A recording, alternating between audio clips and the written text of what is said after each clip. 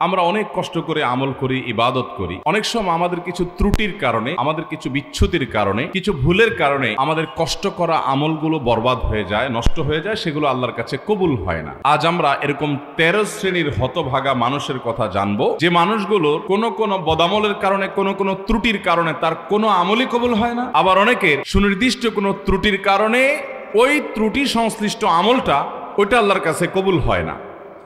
কারা সেই হতভাগা যাদের সে আমল, ইবাদত, কষ্ট করে করা নেকামল সেটা আল্লাহ তাআলার কাছে গ্রহণযোগ্য হয় না? এর মধ্যে সর্বপ্রথম যে শ্রেণী মানুষের কথা আমরা বলবো তারা হলো কুফুর এবং শিরকে যারা লিপ্ত। কিসে লিপ্ত? কুফুর এবং শিরকে লিপ্ত। আপনি নিজেকে মুসলমান দাবি করছেন, নামে মুসলমান, অথচ আপনার মধ্যে শিরক আছে, কুফুর আছে। তো এরকম যদি হয় তাহলে শিরক এবং কুফুরে থাকা ব্যক্তি, এই ব্যক্তি যত নেকামল করুক, সে নিজেকে মুসলমান মনে করছে, হয়তো তিনি 5 ওয়াক্ত নামাজও পড়েন, কিন্তু তার মধ্যে যদি শিরকে আকবর থাকে, কোন শিরিক থাকে, মানে বড় শিরিক, যে শিরকটার কারণে মানুষ ইসলাম থেকে খারিজ হয়ে যায়, তার মধ্যে যদি কুফুরি থাকে, যেটার কারণে মানুষ ইসলাম থেকে খারিজ হয়ে যায়, তাহলে এই ব্যক্তি নিজেকে যত মুসলমান মনে করুক, আমরা সবাই হয়তো মুসলমান তাকে মনে করি, সে হয়তো মসজিদেও আসে, সে হয়তো নামাজও পড়ে, সে হয়তো হজ উমরা করতেও যায়, অথচ তার কোনো আমল, সে নামাজ পড়ুক, রোজা রাখুক, হজ করুক, জাকাত করুক, দান করুক, সাদাকা করুক, তার কোনো আমল আল্লাহর কাছে গ্রহণযোগ্য হয় না। আল্লাহ তাআলা আমাদেরকে এরকম হতভাগ্য মানুষের কাতারে যেন শামিল না করান। কোরআনে হাকিম আল্লাহ রাব্বুল আলামিন বলেছেন, ওমাই ইয়াকফুর বাদাল ঈমান ফাকাদ হাবিতা আমালুহু ওয়া হুয়া ফিল আখিরাতি মিনাল খাসিরিন। যারা ঈমান আনার পর আবার কুফরি করে, ঈমান আনার পর কি করে ভাই? কুফরি মানে আল্লাহর কোনো বিধান, আল্লাহর কোনো আদেশ, আল্লাহর কোনো নিষেধ, ইসলামের স্বতঃসিদ্ধভাবে প্রমাণিত কোনো বিষয়কে যদি কেউ অস্বীকার করে, তাহলে ফাকাদ হাবিতা আমালুহু, তার সমস্ত আমল বরবাদ হয়ে যাবে, তার কোনো আমল আল্লাহর কাছে কবুল হবে না। ওয়া হুয়া ফিল আখিরাতি মিনাল খাসিরিন। অনেক কষ্ট করে আমল করে যাবে, কিন্তু আখিরাতে যেয়ে দেখবে সে ক্ষতিগ্রস্ত হয়ে গেছে, লুজার হয়ে গেছে, তার কিছুই আল্লাহর কাছে কবুল হয় নাই, এবং কোনো আমল তার আমল নামায় কোনো নেকামল লেখা নেই। এরকম হতভাগা মানুষ আমাদের সমাজে অনেকেই আছেন। আমরা না জেনে হয়তো সে হতভাগাদের কাতারে আমরা শামিল হয়ে গেছি। ঠিক একইভাবে যারা শিরকে লিপ্ত হবে, আল্লাহ সুবহানাহু ওয়া তাআলা তাদের সম্পর্কে বলেছেন, লাকাদ উহিয়া ইলাইকা ওয়া ইলাল্লাযীনা মিন ক্বাবলিক লাইন আশরাকতা লায়াহবাতান্না আমালুক। হে রাসূল, আপনি এবং আপনার পূর্বে যত নবী রাসূল এসেছেন তাদের সবার কাছে কমন একটি ফরমান জারি করা হয়েছে যে আপনি যদি শিরকে লিপ্ত হন, আপনি নিজে যদি শিরকে লিপ্ত হন, লায়াহবাতান্না আমালুক, অবশ্যই আপনার আমল বরবাদ হয়ে যাবে। সমস্ত নবী রাসূলদের কাছে এই কমন ফরমান আল্লাহ সুবহানাহু ওয়া তাআলা দিয়েছেন যে কেউ যদি শিরকে লিপ্ত হয় তার আমল বরবাদ হয়ে যাবে। ভাইরা আমার, এ দুটি আয়াত প্রমাণ করে ঈমান আনার পর যদি আমরা কুফরি করি, আল্লাহর কোনো বিধানের প্রতি যদি অস্বীকৃতি প্রকাশ করি, জ্ঞাপন করি, বিশ্বাস করি, বা আল্লাহর কোনো বিধিবিধানকে যদি আমরা অবিশ্বাস করি, অস্বীকার করি, তাহলে সেটা হবে কুফরি। যেমন কাদিয়ানীরা ইসলামের স্বতঃসিদ্ধ বিষয় যে মুহাম্মদ সাল্লাল্লাহু আলাইহি সাল্লাম আল্লাহ তাআলার আখিরি নবী এবং রাসূল, তারপরে আর কোনো নবী বা রাসূল আসবে না। এখন এই বিষয়টাকে যদি কেউ অস্বীকার করে আর মিথ্যা নবুয়তের কোনো দাবিদারকে নবী বা রাসূল হিসাবে স্বীকার করে, বিশ্বাস করে, তাহলে ইসলামের স্বতঃসিদ্ধভাবে প্রমাণিত একটি বিষয়কে সে অস্বীকার করলো, সে কুফরি করলো, আল্লাহর আয়াতকে অস্বীকার করলো, নবী সাল্লাল্লাহু আলাইহি সাল্লামের থেকে মুতাওয়াতির সূত্রে বহু হাদিস, বর্ণিত হাদিসকে সে অস্বীকার করলো। তো এই অস্বীকৃতির কারণে কুফরি করলো। একসময় হয়তো তার ঈমান ছিল, কিন্তু সে যখন কাদিয়ানী ধর্মে যোগ দিয়েছে, সাথে সাথে তার সমস্ত আমল বরবাদ হয়ে গেছে। সে মানুষের খাতায় বা তার নিজের দৃষ্টিতে মুসলমান থাকতে পারে, কিন্তু আল্লাহর খাতায় সে মুসলমান হতে পারে না। তাহলে প্রথম হতভাগা মানুষদের কথা জানলাম, যাদের আমল আবাদত কিছুই কবুল হয় না, কোনো আমল কবুল হবে না। সেটা আর্থিক দান হোক, সেটা হজ উমরা হোক, সেটা কোনো নফল আমল হোক, ফরজ আমল হোক, সেটা শারীরিক ইবাদত হোক, সেটা আর্থিক ইবাদত হোক, কিছুই কবুল হবে না যদি কিসে লিপ্ত থাকে? শিরক এবং কুফরে। আমাদের সমাজে অনেক মানুষ আছে, নিজের সন্তান হয় না, কোনো মাজারে যায় মাজারওয়ালার কাছে সন্তান দোয়া করে, আশা করে, কামনা করে, মাজারে গিয়ে সেজদা করে, পূজা করে, আছে না নাই? সাথে সাথে সে যেই সেজদা শুধু আল্লাহকে নিবেদন করার কথা, সে গায়রুল্লাহকে সেজদা নিবেদন করার কারণে সে শিরক করলো। আর শিরকে যখন লিপ্ত হলো, সাথে সাথে তার সমস্ত আমল বরবাদ এবং তার কোনো নেকামল আর কবুল হবে না যতক্ষণ পর্যন্ত সে তওবা করে তার ভুলকে স্বীকার করে মেনে আল্লাহর কাছে লজ্জিত হয়ে ক্ষমা প্রার্থনা করে ভবিষ্যতে আর কখনো সে শিরক করবে না, কুফর করবে না, এই মর্মে যখন সংকল্প করে। আল্লাহ তাআলা আমাদেরকে এই ভয়াবহ আমল বিধ্বংসী এবং ইবাদত নেকামল কবুল হওয়ার ক্ষেত্রে সবচেয়ে বড় প্রাচীরের মতো, দেয়ালের মতো বাধা শিরক এবং কুফর থেকে বেঁচে থাকার তৌফিক দান করুন। আমাদের অনেক ভাই আছি যারা আমরা শিরকে লিপ্ত না, কিন্তু কুফরে লিপ্ত। কিভাবে কুফরে লিপ্ত? আল্লাহ তাআলার কোনো আদেশ বা কোনো নিষেধ আমার বিবেকে ধরছে না। অনেক তরুণ আছেন, অনেক স্কুল কলেজে পড়ুয়া বন্ধুরা আছেন যে কোরআনের কোনো আদেশ নিষেধ সম্পর্কে তিনি নিজের অবজারভেশন, নিজের লজিক, নিজের যুক্তি সেগুলা দিয়ে তিনি মাপার চেষ্টা করেন আল্লাহর আদেশ নিষেধকে। মেপে ঝুপে যখন দেখলেন যে না, আমার বিবেকে এটা ধরছে না, আমার যুক্তিতে এটা খাটছে না, তখন তিনি সে সম্পর্কে সন্দেহ পোষণ করেন। আল্লাহর আদেশ নিয়ে, আল্লাহর নিষেধ নিয়ে যদি নিজের বিবেক দিয়ে, নিজের লজিক বা যুক্তি দিয়ে আল্লাহর আদেশ নিষেধকে পরিমাপ করতে যায় কেউ, এবং তার মধ্যে সন্দেহ তৈরি হয় বা অবিশ্বাস তৈরি হয়, অন্য সব ক্ষেত্রে ইসলাম মানলেও এরকম আল্লাহ তাআলা কোনো প্রমাণিত বিষয়কে যদি কেউ অস্বীকার করে বা সন্দেহ পোষণ করে, সাথে সাথে সে কুফরিতে লিপ্ত হলো। এই লোকের আর কোনো নেক আমল কবুল হবে না। কিয়ামত যত নিকটবর্তী হবে, ভাইরা আমার, এই কুফর, শিরক, গুপ্ত এবং প্রকাশ্য নানাভাবে আমাদের সমাজে অনেক বেশি বেড়ে যাবে। ঘরে ঘরে হবে, জনে জনে হবে, মসজিদে যাবে, অথচ তার অন্তরে আল্লাহর কোনো বিধানের প্রতি কুফরি আছে। সে মনে করে সুদ যে আল্লাহ হারাম করেছেন এটা এই যুগে আর চলে না, এই যুগে হারাম ছাড়া, এই সুদ ছাড়া কি আর চলে? সে মনে করে পর্দার বিধান আল্লাহ দিয়েছেন, এখন কি আর এটা চলে? নারীদেরকে কি আটকায় রাখা যায়? সে মনে করতেছে এটা নারীদের আটকায় রাখার মাধ্যম। সে মনে করছে এটা মানুষের পিছিয়ে পড়ার মাধ্যম। কারণ এই সমস্ত বিশ্বাসের কারণে সাথে সাথে তার কুফরি হয়ে যায় এবং তার ঈমান থেকে সে খারিজ হয়ে যায় এবং তার কোনো আমল কবুল হয় না। আল্লাহ তাআলা আমাদের ঈমানকে শিরক এবং কুফরের এই বিষ বাষ্প থেকে হেফাজতে রাখার তৌফিক দান করুন। একটা জানলাম। নাম্বার 2, যারা তাকদীরকে অস্বীকার করে। অনেক মানুষ আছে আমাদের সমাজে, দেখবেন আপনি যখন তাকদীরের কথা বলবেন, আপনি যখন ভাগ্যের কথা বলবেন, আপনি যখন আল্লাহর কাজা এবং ফয়সালার কথা বলবেন, যে আল্লাহর হুকুম, আল্লাহর ফয়সালা হয়েছে তাই এমনটি হয়েছে, বা আল্লাহর যা ফয়সালা হবে তাই হবে, এরকম কথা যখন বলেন, অনেক মানুষ আছে দেখবেন এমন মন্তব্য করেন যেন তিনি এই তাকদীর, এর কাজা ফয়সালা এগুলোকে মানে না। আরে রাখ তোর তাকদীর, আমারটা আমি দেখব, আমার ভাগ্য আমাকে নির্ধারণ করতে হবে। নিজের ভাগ্য নিজে নির্ধারণ করার ক্ষমতা পৃথিবীতে কারোর আছে? যদি থাকতো তাহলে পৃথিবীতে কোনো মানুষের কোনো বিপদ হতো? ভাইরা আমার, এখান থেকে বোঝা যায় যে তাকদীরকে অস্বীকার করা এটা হলো সবচেয়ে অযৌক্তিক কথা। যৌক্তিক বিষয়কে অস্বীকার করা। ঈমানের যে রোকনগুলো আছে, স্তম্ভগুলো আছে, নবী করিম সাল্লাল্লাহু আলাইহি সাল্লামকে জিবরিল, হাদিসে জিবরিলের মধ্যে বর্ণিত হয়েছে, জিবরিল এসে বলেছেন, মাল ঈমান, হে মুহাম্মদ আমাকে বলুন ঈমান কাকে বলে, ঈমানের সংজ্ঞা বলুন। তখন নবী করিম সাল্লাল্লাহু আলাইহি সাল্লাম জিবরিলের প্রশ্নের জবাবে বলেছেন, আল ঈমান আন তুমিনা বিল্লাহি ওয়া মালাইকাতিহি ওয়া কুতুবিহি ওয়া রুসুলিহি ওয়াল ইয়াউমিল আখির ওয়া আন তুমিনা বিল কদরি খাইরিহি ওয়া শাররিহি মিনাল্লাহি তাআলা।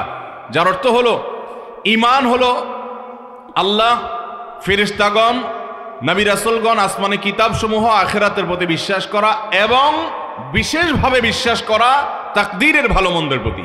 এই পয়েন্টটাকে নবী করিম সাল্লাল্লাহু আলাইহি সাল্লাম আলাদা করে উল্লেখ করেছেন, কারণ ঈমানের অন্য পয়েন্টগুলো নিয়ে এত ঝামেলা নাই। শয়তান যত বেশি মানুষের মধ্যে সংশয় সৃষ্টি করে এই শেষের ঈমানের রোকনটা নিয়ে, অর্থাৎ তাকদীরের রোকনটা নিয়ে। এই জন্য তাকদীর নিয়ে যদি কারোর মধ্যে সন্দেহ হয় অথবা তাকদীরকে যদি কেউ অস্বীকার করে, তো সে ব্যক্তি সম্পর্কে নবী করিম সাল্লাল্লাহু আলাইহি সাল্লাম বলেছেন যে তার কোনো প্রকার আমল, সে নফল আমল করুক, ফরজ আমল করুক, শারীরিক আমল করুক আর আর্থিক ইবাদত করুক, এর কোনোটা কবুল হবে না যদি সে তাকদীরকে কি করে, অস্বীকার করে। অতএব আমরা আল্লাহর তাকদীর এবং ফয়সালাকে বিশ্বাস করি কি করি না? আল্লাহর তাকদীর এবং আল্লাহর ইলম, আল্লাহর ফয়সালার বাহিরে পৃথিবীতে একটি পাতাও নড়তে পারে না এবং নড়বেও না। ভাইরা আমার, আল্লাহ রাব্বুল আলামিন সকল সৃষ্টি জগতের সৃষ্টির 50,000 বছর আগে কোন সৃষ্টির কি হবে না হবে তার পুঙ্খানুপুঙ্খ সবকিছু লিখে রেখেছেন। কত হাজার বছর পর পৃথিবীর কোন প্রান্তে কোন পাতা কোন সময় কোন দিকে নড়বে আল্লাহর ইলমে আছে না নাই? সব আছে। জুজিয়াতের ইলম, কুল্লিয়াতের ইলম, সূক্ষ্মাতি সূক্ষ্ম একেবারে ছোটখাটো ক্ষুদ্রাতি ক্ষুদ্র কোনো বিষয় যদি থাকে তাহলে অবশ্যই আল্লাহর ইলমে সেটা মা মিন রাতবিন ওয়ালা ইয়াবিসিন ইল্লা ফি কিতাবিম মুবিন। আল্লাহর সৃষ্টি জগতে শুষ্ক আর্দ্র এমন কিছুই নাই যেটা সুস্পষ্ট কিতাবে লিপিবদ্ধ নাই। অতএব আজকের এই যুগে আমরা জানি এমন অনেক মেশিন বের হয়েছে, এমন অনেক টেকনোলজি আবিষ্কৃত হয়েছে, যেই টেকনোলজি দিয়ে আমরা জানি অনেক সূক্ষ্ম সূক্ষ্ম বিষয়কে মাপা যায়, ভূমিকম্প মাপা যায়, আবহাওয়ার গতি প্রকৃতি পরিমাপ করা যায়, অনেক সূক্ষ্ম সূক্ষ্ম বিষয় পরিমাপ করা যায় এবং অনেক দূর থেকে শত শত মাইল দূর থেকে অনেক কিছু আন্দাজ করা যায়, পরিমাপ করা যায়। এই সবগুলো তো মানুষের মস্তিষ্ক প্রসূত আবিষ্কার এবং টেকনোলজি। এই যদি হয় আল্লাহর সৃষ্টি মানুষের ব্রেইনের দ্বারায় সম্ভব, তাহলে স্বয়ং সৃষ্টিকর্তা যিনি মানুষের ব্রেইনের সৃষ্টিকর্তা তার দ্বারায় এই সমস্ত জুজইয়াত, সমস্ত কুল্লিয়াত, সূক্ষ্মাতি সূক্ষ্ম বিষয়ের সকল বিষয়ের ইলম এবং নিয়ন্ত্রণ নির্ধারণ এটা আল্লাহর দ্বারা সম্ভব নাকি সম্ভব না? ভাইরা আমার, আজকাল এমন এমন টেকনোলজি বের হয়েছে, আপনি হাতে একটা ঘড়ি পরবেন, এটা আমাদের দেশে এখন অহরহ, আপনার গ্রামাঞ্চলেও আপনি খোঁজ করলে পাবেন অনেকের কাছে, যে আমরা এমন এমন ঘড়ি বের হয়েছে, এটা পরলাম, পরে আমি সারাদিন হাঁটলাম, দিন শেষে আমি টোটাল কতশো কত হাজার কতটা কদম দিয়েছি, কয়বার পা ফেলেছি, কত দূর হেঁটেছি, কত কিলোমিটার কত গজ হেঁটেছি, তার সকল কিছু আমি যা যা করেছি সকল আমল নামা ওই ঘড়িয়ে বলে দেয়। আছে না নাই? এগুলো মানুষ বানাইছে। মানুষের বিবেক ব্রেন দিয়ে যদি এরকম আমার সারা দিনে সারা মাসে আমি কত কদম দিলাম, কত পা ফেললাম, কত কিলোমিটার হাঁটা হলো, কত দূর যাওয়া হলো, কত দূর প্রেসার দেওয়া হলো, কি না হলো, আমার সব কিছু যদি রিপোর্ট এই ঘড়ি দিতে পারে, তাহলে এই ঘড়ি যে মানুষ বানাইছে, সে মানুষকে যে আল্লাহ বানাইছেন, সে আল্লাহ রাব্বুল আলামিন তার সৃষ্টি জগতের কোথায় কি হবে না হবে তার সব কিছু, তার নির্ধারণ এবং তার ইলম, তার নখদর্পণ, তার আয়ত্ত, তার নলেজ, এটা তার থাকা সম্ভব কি সম্ভব না? এবং শুধু সম্ভব নয়, এটাই যৌক্তিক যে এটা তার থাকবে, না হলে তিনি আল্লাহ, তিনি আহকামুল হাকিমিন, তিনি কাদির, সবকিছু করতে সক্ষম, এই গুণবাচক নামগুলো তার কেন থাকবে? অতএব একজন ইমানদার তাকদীরের প্রতি বিশ্বাস রাখবে যে এটা আল্লাহ তাআলা নির্ধারণ। আমাদের ভালো কিছু অর্জন হলে সেটাও আল্লাহ জানতেন, আল্লাহ নির্ধারণ ছিল, আর যদি আমাদের কোনো ক্ষতি স্পর্শ করে সেটাও আল্লাহ জানতেন, আল্লাহর নির্ধারণ ছিল। বিধায় তাকদীরকে যদি কেউ অস্বীকার করে তার ঈমান থাকবে? তাকদীরকে অস্বীকার করার ফলে আলাদা করে নবী করিম সাল্লাল্লাহু আলাইহি ওয়াসাল্লামের এক হাদিসে বলেছেন, যদি কেউ তাকদীরকে অস্বীকার করে তাহলে তা লা ইউকবালু মিনহু সরফুন ওয়ালা আদলুন, তার কোনো কিছু কবুল হবে না। এরপর 3 নম্বর যার আমল ইবাদত কবুল হবে না সে হলো আকুল ওয়ালিদাইন, মা বাবার নাফরমান। এ সম্পর্কে নবী করিম সাল্লাল্লাহু আলাইহি ওয়াসাল্লামের একটি হাদিস বর্ণিত হয়েছে যে নবী করিম সাল্লাল্লাহু আলাইহি ওয়াসাল্লাম কয়েক ব্যক্তি সম্পর্কে বলেছেন যে এই কয়েক শ্রেণীর মানুষ, এদের সালাত কবুল হবে না, এদের নামাজ কবুল হবে না, এদের ইবাদত বন্দেগী কবুল হবে না। এর মধ্যে এক ব্যক্তি হলো মা বাবার নাফরমান। অনেক ভাইরা আমরা আছি, আমরা মা বাবার নাফরমানি করি। আমি যখন আসছিলাম তখন যিনি আলোচনা করছিলেন সে ভাই গুরুত্বপূর্ণ একটা কথা বলছিলেন, আমি গাড়ি থেকে শুনলাম। সেটা হলো আমাদের সমাজে আজকাল অনেক নামাজি ছেলেও পাওয়া যায় কিন্তু বাবা মাকে সালাম দেয় না। আছে না নাই? বাবা মাকে সালাম দিতে যদি লজ্জা হয় তাহলে এই লজ্জা কুফুরির অঙ্গ। এই লজ্জা কিসের অঙ্গ ভাই? সব লজ্জা কিন্তু ঈমানের অঙ্গ না। যেই লজ্জা আপনাকে হারাম থেকে বাঁচায় ওইটা হলো ঈমানের অঙ্গ। আর যেই লজ্জার কারণে আপনি ভালো কাজ করতে পারেন না, নেক আমল করতে পারেন না, জড়তা তৈরি হয়, বুঝবেন এটা শয়তান তৈরি করছে, এটা ঈমানের অঙ্গ না, এটা কুফুরির অঙ্গ। ওই লজ্জাকে জয় করতে হবে, সে লজ্জাকে কি করতে হবে? অতএব বাবা মাকে সালাম দেব তো ইনশাআল্লাহ, ভাই বোনকে সালাম দেব তো ইনশাআল্লাহ। অনেক ভাই আছেন আমাদের, তিনি খুব ইনোসেন্ট মানুষ, খুব ভদ্র মানুষ, খুবই সভ্য মানুষ, আখলাকি মানুষ, সবার কাছে ভালো, কিন্তু মা বাবার কাছে আসলে সবচেয়ে বেয়াদব। আছে না নাই? ভাইরা আমার, আমাদের তরুণ প্রজন্মের এরকম দুরবস্থা চলছে আজকাল যে তরুণদেরকে যদি জিজ্ঞাসা করা হয় আল্লাহর জমিনে চোখ বন্ধ করে কিছু হোক বা না হোক চুন থেকে নুন খসলেই যাকে ঝাড়ি দেওয়া যায় তার নাম কি? মা। সন্দেহ আছে কোনো? আমাদের যুবকদের কাছে এটা এখন ডালভাত হয়ে গেছে না, যে অন্য কোথাও ঝাড়ি না চললেও যাকে ঝাড়ি দেয় তিনি কে? মা। আহা, যে লোকটাকে সবচেয়ে বেশি শ্রদ্ধা করার কথা, যে লোকটা তার কোনো প্রকার কষ্ট হতে পারে এমন কোনো শব্দ পর্যন্ত উচ্চারণ করা নিষিদ্ধ, সে লোকটার সামনে সবচেয়ে বেশি দুর্ব্যবহার। মা বাবার যারা নাফরমানি করে, মা বাবা বলে ডানে যাও, সে যায় বামে। মা বাবা যদি কোনো নির্দেশ করেন এবং সেই নির্দেশ যদি আল্লাহর কোনো নির্দেশের খেলাফ না হয় সরাসরি, তাহলে সেই নির্দেশ মানা সন্তানের জন্য ওয়াজিব। সেটা সন্তানের জন্য মানা কি? আবশ্যক। সেটা না মানলে আপনি গুনাহগার হবেন। অনেক ভাই আছেন অন্য সব দিক থেকে ভালো, কিন্তু মা বাবার কথা মানেন না, মা বাবার নাফরমানি করেন, মা বাবার বেয়াদবি করেন। আব্দুল্লাহ ইবনে আব্বাস রাদিয়াল্লাহু তাআলা বলেছেন, তুমি তোমার বাবার সামনে জামা ঝাড়া দিয়েছো, এরকম করে জামা ঝাড়া দিয়েছো, ঝাড়া দিয়ে শুধু ধুলা পরিষ্কার করছো, তুমি বেয়াদবের খাতায় নাম লেখাইছো। কারণ তোমার এটা বাবা মার নাফরমানি, হুকুকুল ওয়ালিদাইনের অন্তর্ভুক্ত। ভাইরা আমার, আমাদের শরীরের চামড়া দিয়ে যদি আমরা বাবা মাকে জুতো বানাই দেই, আল্লাহর কসম তারপরও তাদের ঋণ শোধ হবে না। তাদের ঋণ আপনি শোধ করতে পারবেন না। আপনার বাপ অনেক খারাপ, আপনার মা অনেক খারাপ, আপনার কিছু করে না, তারা আপনার আরেক ভাইয়ের দিকে খেয়াল রাখে, আপনার দিকে খেয়াল রাখে না, আপনার শত বিচার থাকতে পারে, শত অভিযোগ থাকতে পারে, শুধু আপনার দুনিয়া আসার কারণ এবং মাধ্যম যে তারা হয়েছেন, এই ঋণটা সারা জীবন আপনি আদায় করে শেষ করতে পারবেন না। আল্লাহ তাআলা আমাদেরকে মা বাবার আনুগত্যকারী, মা বাবার হুকুম মান্যওয়ালা সন্তান হওয়ার তৌফিক দান করুন। মা বাবার অনুগত সন্তান হব তো ইনশাআল্লাহ। বাবা মার সামনে মাথা থাকবে নিচু, ভাইরা মাথা উঁচু হবে না।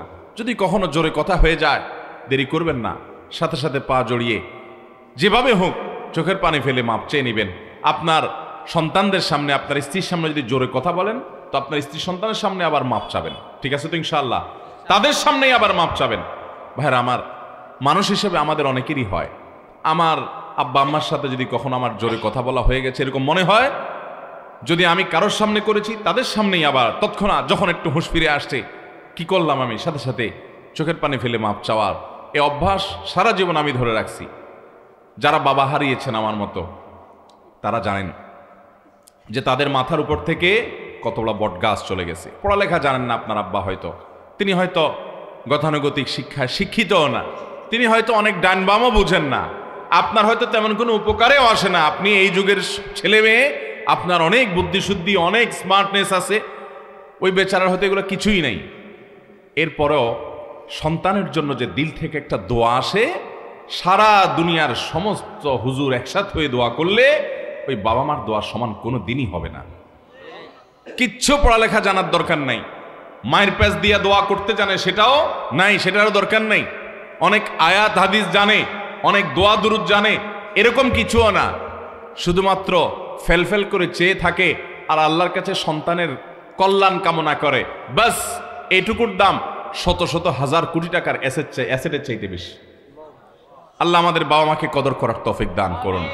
বাবা মার অবাধ্য এবং নাফরমান সন্তান, তার সালাত আল্লাহর কাছে কবুল হয় না, তার নেক আমল, তার নামাজ আল্লাহর কাছে কবুল হয় না। ইব্রাহিম নবী করিম সাল্লাল্লাহু আলাইহি ওয়াসাল্লামের হাদিস বর্ণিত হয়েছে। এরপর 4 নম্বর, দান করে যে খোঁটা দেয় তার ওই দানটা কবুল হয় না। অন্যান্য আমল কবুল হয়, কিন্তু দানের আমলটা কবুল হয় না। যে দান করে কি করে? খোঁটা দেয়।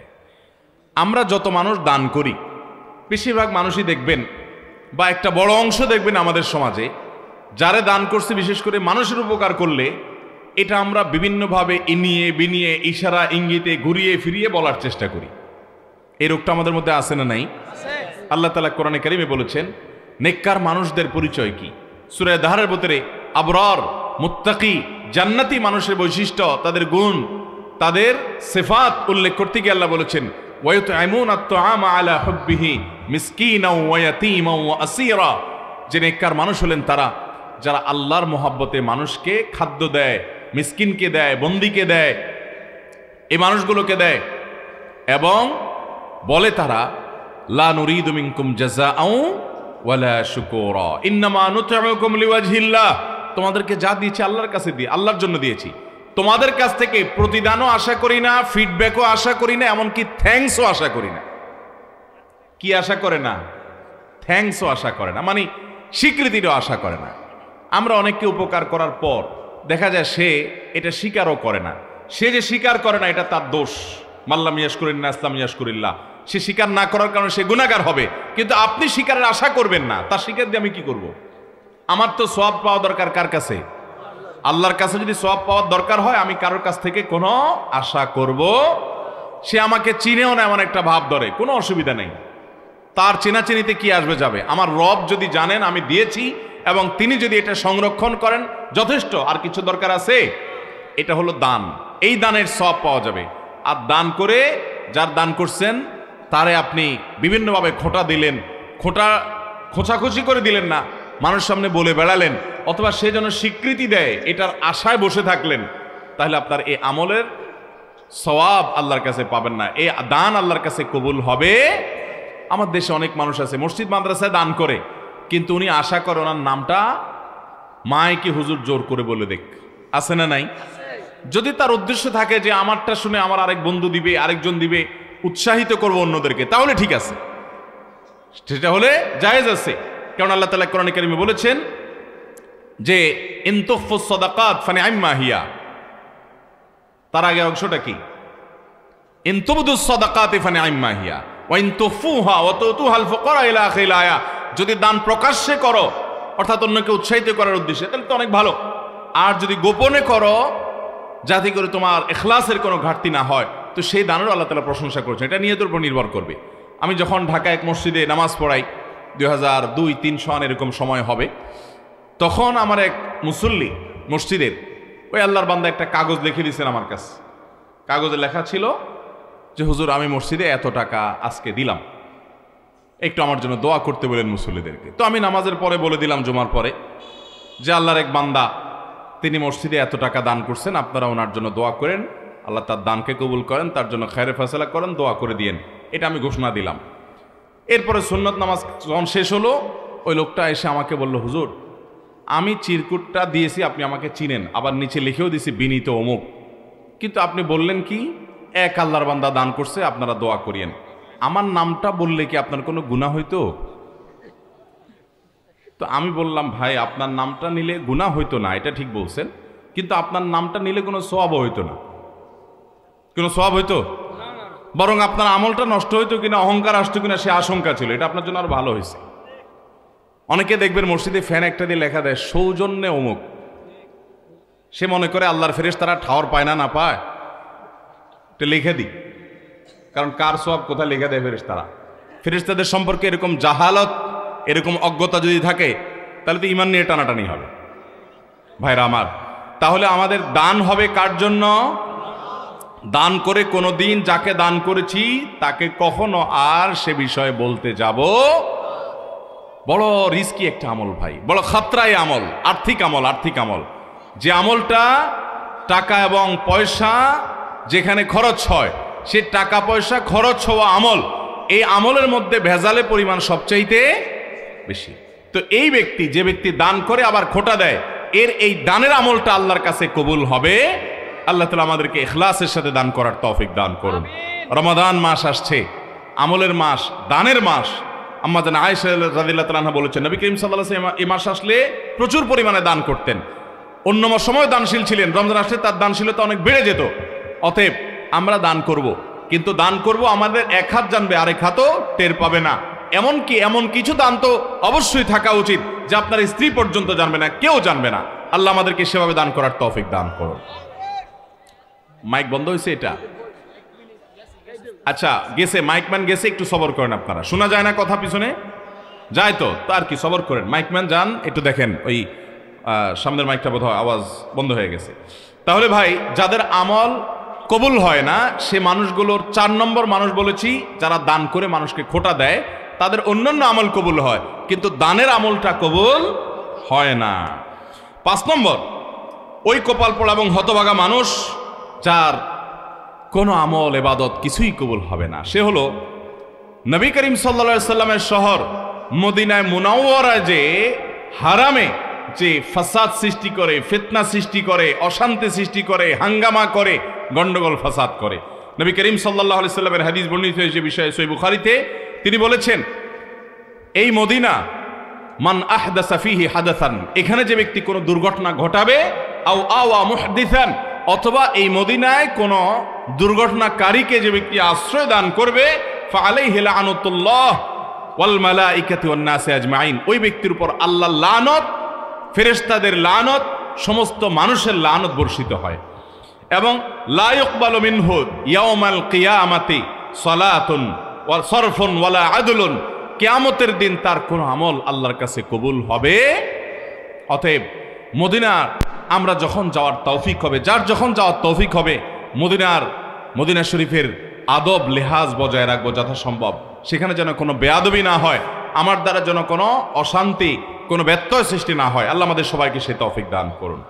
তাহলে 5 নম্বর আমরা পেয়ে গেলাম, যে ব্যক্তি মদিনায় মসজিদে নববীতে, বা মসজিদে নববী শুধু নয়, হারামের যে এরিয়া মদিনাতে, এই এরিয়ার মধ্যে যে ব্যক্তি অশান্তি সৃষ্টি করে, ফাসাদ সৃষ্টি করে, এই ব্যক্তির আমল ইবাদত কিছু কবুল হয় না। নাম্বার 6, 2 ভাই আপন, তারা যদি নিজেরা ঝগড়া লিপ্ত হয়, গন্ডগোল ফাসাদ মারামারিতে কাটাকাটিতে লিপ্ত হয়, তো এই 2 জনের ইবাদত কবুল হয় না। নবী করিম সাল্লাল্লাহু আলাইহি সাল্লাম বলেছেন, সালাসাতুন লা তুরফাউ সালাতুহুম ফাওকা রুউসিহিম, 3 ব্যক্তি আছে যাদের নামাজ তাদের মাথার উপরে ওঠে না, অর্থাৎ আল্লাহর কাছে পৌঁছে না, কবুল হয় না। কারা?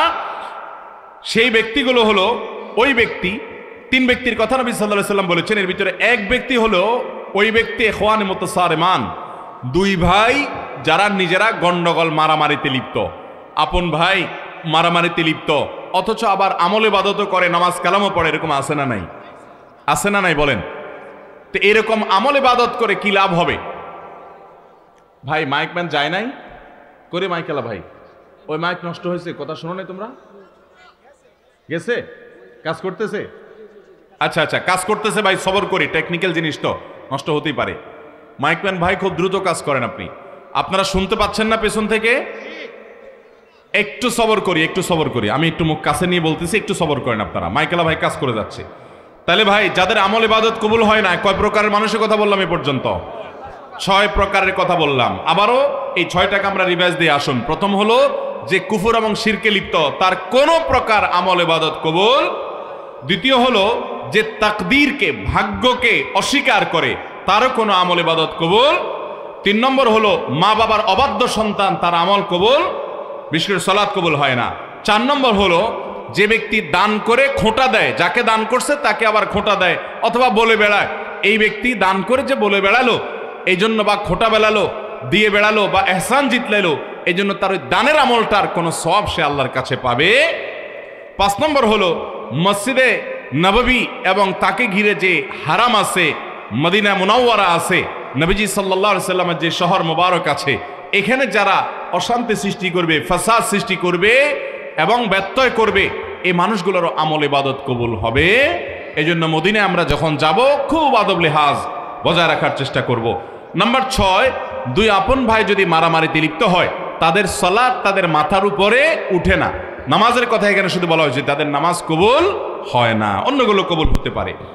7 নম্বর, ওই একই হাদিস যেটি ইবনে মাজাহ বর্ণিত হয়েছে যে 3 ব্যক্তির নামাজ তাদের মাথার উপর উঠে না, তাদের মধ্যে আরেক ব্যক্তির কথা 7 নম্বরে বর্ণিত হয়েছে। সে হলো সেই ইমাম, যে ইমাম মানুষের ইমামতি করে অথচ মানুষ তার উপরে যুক্তিসঙ্গত কারণে অসন্তুষ্ট।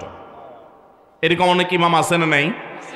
এখানে বড় ইমামতের ইমামও হতে পারে, ছোট ইমামতের ইমামও হতে পারে। বড় ইমামতের ইমাম মানে রাষ্ট্র শাসন করে, কোন অঞ্চলের শাসন করে, যে কোনো পর্যায়ের শাসক।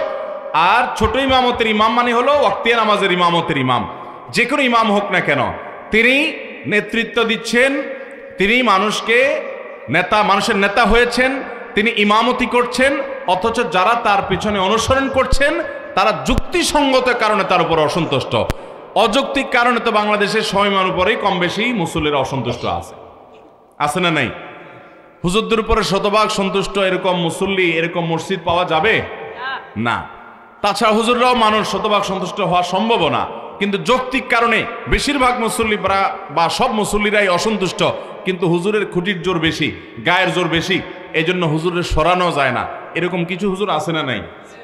অথচ ওই হুজুর অনেক নাজায়েজ কাজে লিপ্ত, মানুষ ভয়ে বলতেও পারে না, কারণ হুজুর বড় বড় পাওয়ার আলাদের সাথে হাত রাখে, আছে না নাই? তো এইরকম হুজুর, তাদেরও এই সালাত তাদের মাথার উপরে উঠবে না, আল্লাহর কাছে যাবে না, তাদের নামাজ কবুল হবে না। ইবনে মাজাহ শরীফের হাদিস বলতেছে। তাহলে সেই ইমাম, যে ইমামের উপরে তার অনুসারীরা অসন্তুষ্ট যৌক্তিক কারণে, তার আমলও কবুল হবে না। 8 নম্বর হলেন ওই নারী, যেই নারী রাত্রি যাপন করেছেন অথচ তার স্বামী তার উপরে যৌক্তিক কারণে অসন্তুষ্ট। অযৌক্তিক কারণে স্বামী অসন্তুষ্ট হলে ওইটার কারণে স্ত্রীর আমল ইবাদত কবুল হবে না, ব্যাপারটা সেরকম নয়। যদি যৌক্তিক কারণে তার স্বামী তার উপরে অসন্তুষ্ট থাকে এবং তিনি ওই অবস্থায় তেড়ামি করে রাত পার করে দেন, তাহলে এ আল্লাহর বান্দি, তার সালাত তার মাথার উপরে উঠবে না। এটাও ইবনে মাজাহ হাদিসে বর্ণিত আছে। তাহলে 8 নম্বর পেলাম সেই নারী, যে নারী রাত্রি যাপন করেছেন অথচ তার স্বামী তার উপরে যৌক্তিক কারণে অসন্তুষ্ট। এরপর তিরমিজির বর্ণিত হাদিসে আমরা জানি 9 নম্বর শ্রেণী মানুষের কথা, যার আমল ইবাদত কবুল হবে না, বিশেষ করে সালাত কবুল হবে না, সে হলো ওই কৃতদাস, যে কৃতদাস সে কোনো ন্যায্য বা শরীয়গ্রাহ্য কারণ ছাড়া যে তার মালিক থেকে ভেগে গেছে। এই ব্যক্তি সম্পর্কে নবী সাল্লাল্লাহু আলাইহি ওয়াসাল্লাম হাদিসে আসছে যে এই ব্যক্তি ফিরে আসা পর্যন্ত হাত্তা ইয়ারজা, তার সালাত, তার ইবাদত আল্লাহর কাছে কবুল হয় না। তার 9 নম্বর হলো যে ব্যক্তি তার মালিক থেকে যৌক্তিক কারণ ছাড়া ভেগে গেছে, তার আমল ইবাদত, তার সালাত কবুল হয় না। এবং 10 নম্বর হলেন ওই নারী, যেই নারী বাসা থেকে বের হয়েছেন সুগন্ধি মেখে। আজকাল আমাদের অনেক মুসলমান মেয়েরা আছেন, আমাদের অনেক মা বোনরা আছেন যে অনেক পারফিউম ব্যবহার করে, অনেক সুগন্ধিযুক্ত প্রসাধনী ব্যবহার করে তার আশপাশের পুরো পরিবেশটাকে মোহিত করে ফেলছে সুগন্ধি দিয়ে, সেটা ব্যবহার করে তিনি বের হচ্ছেন। এই সুগন্ধি যতজনের নাকে যাচ্ছে তারা ফিতনায় পতিত হচ্ছে, তারা কল্পনার জেনায় লিপ্ত হচ্ছে, তারা গুনাহগার হচ্ছে, সমাজ অস্থিতিশীল হচ্ছে, ফাসাদের দিকে যাচ্ছে। এরকম অনেক মা বোন আমাদের আছেন না নাই? এই সমস্ত মা বোনদের অনেকে আছেন নামাজও পড়তে যান, এভাবে সুগন্ধি ব্যবহার করে তিনি বাজারে গেলে অন্যান্য কাজ করলে তার পরিণাম কি হবে সেটা তো পরের কথা। আপনি শুধু এটা চিন্তা করুন যে নবী করিম সাল্লাল্লাহু আলাইহি ওয়াসাল্লাম এইরকম সুগন্ধি ব্যবহার করে কোন নারী যদি মসজিদে পর্যন্ত যায়, তার সম্পর্কে পর্যন্ত নবী সাল্লাল্লাহু আলাইহি ওয়াসাল্লাম বলেছেন যে তার সালাত কবুল হবে না। তিনি মসজিদে গিয়ে নামাজ পড়লে সে নামাজ কবুল হবে না যতক্ষণ পর্যন্ত বাসায় ফিরে এসে গোসল করে তার শরীরের সে সুগন্ধি ধুয়ে মুছে পরিষ্কার করে নামাজ আদায় না করবেন। এর মানে কিন্তু এই না যে একজন নারী সুগন্ধি ব্যবহার করতে পারবেন না, 100 বার ব্যবহার করবেন। তিনি তার বাসায় সুগন্ধি ব্যবহার করবেন, নিজের লোকদের মধ্যে তিনি সুগন্ধি ব্যবহার করবেন, গায়রে মাহরাম কারোর কাছে তার সুগন্ধির ঘ্রাণ যেন না যায় সেটা তিনি হতে দিবেন না। দেখুন, এটা কিন্তু একজন মুসলিম নারীর আত্মসম্মান বোধের ব্যাপার। এই যে ইসলাম আমাদেরকে পর্দার কথা বলেছে, এই যে সুগন্ধের নিয়ন্ত্রণ, এটাও পর্দার কারণে। এই যে তাদের কণ্ঠকে আল্লাহ তাআলা কোমল করতে নিষেধ করেছেন তাদের সাথে কথা বলার সময়, এটাও পর্দার প্রয়োজনে। কেন? কারণ মুসলমান নারী অতি সম্ভ্রান্ত, তার ইজ্জত এবং সম্মানের মূল্য অনেক বেশি। রাস্তার মানুষ তাকে নিয়ে বাজে চিন্তা করবে, এটা কোনো আত্মসম্মান বোধ সম্পন্ন কোনো নারী সেটা হতে দিতে পারে? যে তার সৌন্দর্য দেখে তার শরীর নিয়ে, তাকে নিয়ে নানান নোংরা চিন্তা করবে অসুস্থ মনের মানুষগুলো, এটা কোনো মুসলমান নারী হতে দিতে পারে? এজন্য আল্লাহ তাআলা পর্দার বিধান দিয়ে বলেছেন যালিকা আদনা আন ইউরাফনা। এটা এই জন্য দেওয়া হয়েছে যাতে চেনা যায় পর্দা দেখে যে এরা বাজারে মহিলা না, এরা সেই মহিলা যাদের মধ্যে সম্ভ্রম আছে, সম্ভ্রম এবং ইজ্জত রক্ষা করার গরজ আছে, যাদের আত্মসম্মান বোধ আছে। এরকম আত্মসম্মান বোধ সম্পন্ন নারী তারা নিজেদের ইজ্জতকে রাস্তা রাস্তায় বিলায় বেড়ায় না, মানুষকে নিয়ে তাকে নিয়ে মানুষকে জল্পনা কল্পনার সুযোগ দেয় না। অতএব এইটার প্রয়োজনে একজন নারী তিনি সুগন্ধি ব্যবহার করবেন, তার নিজের আলোয়, নিজের বলয়ে তিনি বাহিরে যখন যাবেন পরপুরুষকে আকৃষ্ট করার উদ্দেশ্যে তিনি সেটা করবেন না। হালকা পাতলা যদি থাকে যার ফলে অন্য পুরুষের নাক পর্যন্ত না যায় বা আশপাশটা মোহিত হয়ে যাওয়ার মতো না হয়, তাহলে সেটুকু জায়েজ হতে পারে। যাই হোক, তাহলে 10 নম্বর হলেন সেই নারী, যেই নারী মসজিদে নামাজ পড়তে গেছে অথচ এইভাবে গেছে। দেখেন, নামাজ পড়তে গেলেও যদি বেপর্দাভাবে যায়, বেশরীয়তি ভাবে যায়, সেটাও কিন্তু আল্লাহর কাছে সওয়াবের কারণ হবে না, সে নামাজ কবুল হবে না। 11 নম্বর, ওই ব্যক্তি, যে ব্যক্তি দান করে কিন্তু সে দানটা হারাম টাকা থেকে দান করে। এরকম লোক আমাদের দেশে আছে না নাই? অভাব নাই। মসজিদ, মাদ্রাসা, ওয়াজ মাহফিলে টাকা দেনেওয়ালা মানুষ হারাম টাকা যারা উপার্জন করে, এদের টাকাগুলো যদি নেওয়া বন্ধ করতো তাহলে মাহফিলগুলোর এত আলো ঝলমলো লাইটও থাকতো না।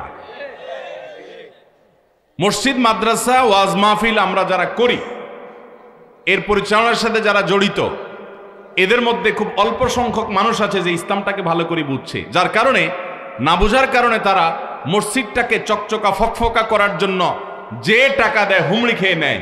অথচ আপনারা যারা মক্কায় গেছেন তারা জানেন, আর ইউটিউবের মাধ্যমে বিভিন্ন ভিডিওর মাধ্যমে আপনারা যারা দেখেছেন তারাও জানেন যে মক্কা মসজিদে হারামের পাশে বুক পরিমাণ একটা ওয়াল দিয়ে রাউন্ড দেওয়া আছে। খেয়াল করছেন কখনো? এটাকে বলা হয় হাতিমে কাবা। এটা কাবার এরিয়া। ইব্রাহিম আলাইহিস সালাম যে কাবা পুনর্নির্মাণ করেছিলেন, এই জায়গাটা কাবার ভিতরে ছিল। এই যে কালো গিলাপে মোড়ানো আল্লাহর ঘর মসজিদ, এটার মধ্যে ওইটাও ছিল। কিন্তু নবী করিম সাল্লাল্লাহু আলাইহি সাল্লামের দাদা আব্দুল মুত্তালিব, নবী সাল্লাল্লাহু আলাইহি সাল্লাম যখন ছোট ছিলেন তখন উনি এই কাবা যখন ভেঙে পড়ে পুরান হয়ে গেছে, তখন এটার ভবনকে সংস্কার করে পুনর্নির্মাণ করার উদ্যোগ নিলেন। উনি একা না, কুরাইশের সব নেতারা মিলে। এটা যখন উদ্যোগ নেওয়া হলো, তারা ঘোষণা দিলেন, দেখেন তারা মুশরিক ছিলেন কিন্তু তাদের চিন্তা চেতনা কত শুদ্ধ ছিল এই ক্ষেত্রে যে তারাও এটা বুঝতেন যে আল্লাহর ঘরে হারাম টাকা ঢুকানো উচিত না। এই জন্য তারা ঘোষণা দিলেন, আমরা এই বাইতুল্লাহ পুনর্নির্মাণ করব, এটার জন্য ফান্ড কালেকশন করছি, যারা যা পারেন টাকা দেন, কিন্তু যে হারাম টাকা উপার্জন করেন তার টাকা আমরা নেব না। সমাজে কে হালাল টাকা উপার্জন করে, কে হারাম টাকা উপার্জন করে, সমাজের লোকজন কম বেশি জানে কি জানে না? আর হালাল টাকা সব যুগে বেশি থাকে না, হারাম বেশি থাকে? তো হারাম বেশি থাকে, সেজন্য হারাম টাকা নেয় নাই। আর যেহেতু নেয় নাই, অতএব টাকার অভাব দেখা দিছে। তখন এই বাইতুল্লাহ নির্মাণের সময় নবী করিম সাল্লাল্লাহু আলাইহি সাল্লামের শৈশবে তার দাদা আব্দুল মুত্তালিব সহ অন্যদের নেতৃত্বে যখন এটা হয়েছে, তখন এই কাবা টাকার অভাবে এই হাতিম, যেটাকে এখন দেখেন ওয়াল বুক পরিমাণ ওয়াল ঘেরাও দেওয়া আছে, এই অংশটাকে কাবার ভিতরে বিল্ডিং করার টাকা ছিল না। সেই অভাবে এটাকে বারান্দার মতো বাইর করে রাখছে। আজও পর্যন্ত সেটা সেভাবে আছে। এখন টাকার অভাব নাই, কিন্তু ওইটাতে আর কেউ হাত দেয় নাই। সেটা যেন আমাদের শিক্ষা দেয় যে আমরা আল্লাহর ঘরে ধর্মীয় কাজে, ভালো কাজে হারামখোরদের হারাম টাকা না নেই। চেষ্টা করব তো ইনশাআল্লাহ। আমাদের আসুন্নাহ ফাউন্ডেশনে মেম্বারশিপ নেয়ার জন্য যারা এককালীন 1 লক্ষ টাকা দিয়ে মেম্বারশিপ নেন, ওখানে আমাদের লেখা আছে যে হালাল টাকা থেকে দিতে হবে, মাস্ট। আমরা হারাম টাকা থেকে আপনাকে এই দান কবুল করব না। হারাম টাকা দান করবেন, গরিব দুঃখীকে দান করবেন সওয়াবের নিয়ত করা ছাড়া। যদি মালিককে দিতে না পারেন সেটা আরেক বিষয়। কিন্তু আল্লাহর ঘর, দ্বীনি কাজ, যত বেশি হালাল টাকা ইনভলভ হবে তত বেশি মানুষের ঈমান আমল মজবুত হবে। ওই প্রতিষ্ঠান থেকে মানুষের হেদায়েত তত বেশি হবে। আমাকে একবার কোথা জানে প্রশ্ন করেছে যে ইমাম সাহেব 7 দিন 7 বাড়িতে খানা খায়। সারা বাংলাদেশেই কম বেশি এরকম কালচার আছে যে ইমাম সাহেব 7 দিন 7 বাড়িতে খানা খায়, আর পয়সা আলা বাড়িগুলা বাইসে বাইসে কমিটির লোকেরা ঠিক করে। ঠিক না বেঠিক? এখন পয়সা আলা বাসুক, তাতে দোষ নাই, পয়সা আলা হলে তো আর খারাপ না। কিন্তু হালাল হারাম যদি বাস বিচার না করে, শুধু পয়সা দেখেই প্রত্যেকের বাড়িতে টিফিন পার্টি পাঠায় দেয়, আর হুজুরও খুব মুছে তাও দিয়ে খাইতে থাকে, তাহলে প্রশ্ন আসছে যে এই হুজুরের পিছনে নামাজ পড়লে নামাজ হবে কিনা। কারণ হুজুর তো হালাল হারাম বাস বিচার নাই, সবই ঢুকতেছে ভিতরে। আর হারাম দেহ, এটা দিয়ে দোয়া করলেও দোয়া কবুল হবে না, পরিষ্কার হাদিসে বলা আছে। জটিল প্রশ্ন। অতএব ভাইরা আমার, আমরা দ্বীনি প্রতিষ্ঠান যারা পরিচালনা করব, ইনভলভ হব, চাকচিক্য একটু কম করব, তারপর হালাল টাকাকে প্রায়োরিটি দিব। ঠিক আছে তো ইনশাআল্লাহ? আল্লাহ আমাদেরকে তৌফিক দান করুন। তাহলে যারা হারাম টাকা দান করে তাদের সেই দান আল্লাহ কবুল করবেন। কারণ নবী করিম সাল্লাল্লাহু আলাইহি সাল্লাম বলেছেন, ওয়ালা সাদাকাতা মিন গুলুল, আপনি অবৈধ উপার্জন করেছেন, সেই টাকা দিয়ে যদি দান করেন সে দান কবুল হবে না। এখানে গুলুলের মানে হলো গনিমত বা যুদ্ধলব্ধ সম্পদ যদি আত্মসাৎ করে চুরি করে দান করে সেটা কবুল হবে না। অর্থাৎ এটা জাতির সম্পদ। ঠিক একইভাবে রাষ্ট্রের সম্পদ, জনগণের সম্পদ, জাতির সম্পদ চুরি করে, আপনার গম চুরি, টিন চুরি, বিভিন্ন জিনিস চুরি করে লাখপতি কোটিপতি হয়ে এরপরে যদি আপনি দান দক্ষিণা করেন, 2 পয়সার কোনো মূল্য আল্লাহর কাছে পাবেন না। নবী করিম সাল্লাল্লাহু আলাইহি সাল্লাম পরিষ্কারভাবে বলেছেন যে ওয়ালা সাদাকাতা মিন গুলুল, এই মানুষের জাতীয় সম্পদ আত্মসাৎ করে চুরি করে আপনি সাদকা করেন, সেই সাদকা কবুল হবে না। তাহলে আমরা 11 নম্বর কপাল পড়ার কথা জানলাম। যেই কপাল পড়ার দান তার আমল কবুল হবে না, সে হলো হারাম টাকা দান করে। আরেক হাদিসে আসছে নবী করিম সাল্লাল্লাহু আলাইহি সাল্লাম বলেছেন, ইন্নাল্লাহা তাইয়্যিবুন লা ইয়াকবালু ইল্লা তাইয়্যিবা, আল্লাহ তাআলা পবিত্র, তিনি পবিত্র ছাড়া, হালাল ছাড়া আর কিছু দান করলে সেটা কবুল করবেন না। তাহলে হাদিস থেকে বোঝা গেল যে হারাম দান সেটা কবুল হবে না। তাহলে যার আমল অর্থাৎ দান কবুল হবে না, অন্য আমল কবুল হতে পারে, সে ব্যক্তি হলো যে হারাম টাকা দান করে। এটা হলো 11 নম্বর। 12 নম্বর হলো ওই মুসল্লি, ওই নামাজি, যে নামাজি ব্যক্তি নামাজ পড়ে পবিত্রতা ঠিক ঠিকানা নাই, পবিত্রতা ঠিক মতো করে না, সুন্দরভাবে করে না। বিশেষ করে শীতের সময় আসলে দেখবেন আমাদের অনেক ভাই আছেন নামাজ আর জন্য অজু করেন, কিন্তু অজু এত তাড়াহুড়ো করে করেন যে কনুর এখানে শুকনা থাকে, গোড়ালির ওখানে শুকনা থাকে, আঙ্গুলের চিপায় শুকনা থাকে, কানের লতির এখানে শুকনা থাকে। আসেনি নাই? নবী করিম সাল্লাল্লাহু আলাইহি ওয়াসাল্লাম বলেছেন ওয়াইলুল লিল আকাব মিনান নার, তোমাদের পায়ের গিরা গোড়ালি এগুলোকে জাহান্নামের আগুন থেকে বাঁচাও। তার মানে কি? ভালো করে ডলে ডলে ধুয়ে তারপরে অজুকে পূর্ণাঙ্গ করো। অজুর যত নির্দেশ আছে ওলামায়ে কেরাম বলতে পারবেন, অজু সম্পর্কিত যত নির্দেশ নবী করিম সাল্লাল্লাহু আলাইহি ওয়াসাল্লামের আছে তার সবগুলাতে একটা শব্দ আছে, সেটা হলো ইসবাগুল ওযু, আসবিগুল ওযু। তার মানে আকমিলুল ওযু, অর্থাৎ অজুকে পরিপূর্ণভাবে করো, উত্তম রূপে করো, ভালোভাবে করো। অজু ভালোভাবে করার মানে এই না যে পানি এক বালতি খরচ করেন, পানি খরচ করবেন কম, কিন্তু কোনো জায়গায় শুকনা থাকতে পারবে না, ভালো করে ডলে দিতে হবে। তো যদি কেউ অজু অপূর্ণাঙ্গ রাখে, শুকনা রাখে, বা ভালো করে পবিত্রতা অর্জন না করে, ওই ব্যক্তি ওই অজু নিয়ে নামাজ পড়লে সে নামাজ কবুল হবে না। অন্য আমল কবুল হবে কিন্তু তার নামাজ কবুল হবে না, কারণ নবী করিম সাল্লাল্লাহু আলাইহি ওয়াসাল্লাম বলেছেন যে লা তুকবালু সালাতুন মিন গায়রি তাহুরিন, পবিত্রতা ছাড়া কোনো নামাজ কবুল হবে না। অতএব ফরজ গোসল ঠিকমতো করতে হবে, অজুটা ঠিকমতো করতে হবে, নাহলে ওই নামাজ কবুল হবে না। তাহলে যার আমল অর্থাৎ নামাজ কবুল হয় না সে হতভাগা মানুষ। তার 12 নম্বর আমরা পাইলাম যে পবিত্রতা অর্জন করা ছাড়া কিংবা অপূর্ণাঙ্গ পবিত্রতা নিয়ে নামাজ পড়ে, তার নামাজ কবুল হবে না।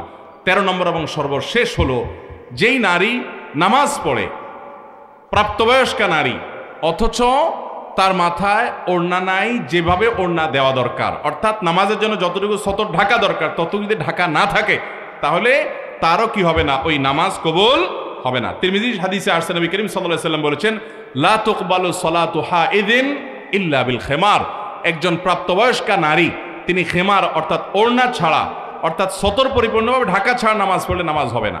আমাদের বাংলাদেশে গ্রামে শহরে এখনো হাজার হাজার মা বোন আছেন নামাজ হয় না, নামাজ হয় না। আপনার আশেপাশে আপনার মা চাচি, আপনার যারা যারা নামাজ পড়ে, বিশেষ করে আপনার মাহরাম নারী যারা, আপনার মা বোন, তাদের নামাজের দিকে একটু খেয়াল রাখেন। অনেকে আছেন সালাত আদায় করেন কিন্তু সালাত হয় না। কেন হয় না? ধরুন তিনি শাড়ি পরে সালাত আদায় করছেন, কোনো অসুবিধা নেই, শাড়ি পরে পড়েন, 3 পিস পরে পড়েন, অথবা আপনি মেক্সি পরে পড়েন। উদ্দেশ্য হলো, মূল বিষয়টা হলো সালাতের মধ্যে সতর ঢাকতে হবে। পুরুষের জন্য সালাতে সতর হলো নাভি থেকে হাঁটু পর্যন্ত, আর কাঁধও যেন খোলা না থাকে সে মর্মে হাদিসে আছে পুরুষের জন্য নির্দেশনা। কিন্তু নারীর সালাতের জন্য তার সতর হলো মাথা থেকে পা পর্যন্ত, মুখমণ্ডল, 2 হাতের কবজি এবং পায়ের তলা, এগুলা ছাড়া তার পুরো শরীর তাকে ঢাকতে হবে। এখন যদি শুধুমাত্র একটা শাড়ি পরে মাথার উপরে ওড়না টেনে দেয়, অথবা একটা সাধারণ ওড়না পরে কোনো রকম টেনে দেয়, তাহলে গলা, তারপরে চুল, চুলের বড় অংশ, তারপরে মাথার কপালের উপর দিককার চুল, তারপরে এদিককার আশেপাশের অংশ, এগুলো দেখা যাবে কি যাবে না? অনেক সময় দেখা যাবে যে পেট পিটের অংশ দেখা যাচ্ছে, হাতের গোছা, এগুলো রুকুতে উঠে যাওয়ার সময়, নামার সময় শাড়ি সরে যায়, এগুলো দেখা যাবে। তো এগুলো যদি পুরো নামাজে খোলা থাকে তাহলে নামাজ হবে না। আমাদের অনেক বোনরা জানে না, অনেক মহিলারা জানে না, অনেক মারা জানে না। আজকাল অনেক নামাজের ওড়না বের হয়েছে মাশাআল্লাহ, যে ওড়না মাথা থেকে পা পর্যন্ত পুরো শরীরকে ঢেকে দেয়। ওইটার ভিতরে আপনি যদি তাদেরকে ওইটা দেন নামাজের জন্য, তাহলে ওটার ভিতরে নামাজ পড়লে আর এগুলো কোনোটা খোলা থাকে না। তার ভিতরে এবার শাড়ি থাকুক, অন্য কিছু থাকুক, উপর দিয়ে ওড়না মাথা থেকে পা পর্যন্ত ঢেকে ফেললেন। তো এই যে পুরো শরীর সতর ঢাকতে হয় নামাজের মধ্যে, অনেক মহিলারা জানেন না, তাদের নামাজ হয় না। তো এদের এই নামাজ আল্লাহর কাছে কবুল হবে না, যে নামাজের সতর ভালো করে ঢাকা হয় নাই। তাহলে 13 শ্রেণীর মানুষের কথা আমরা জানলাম।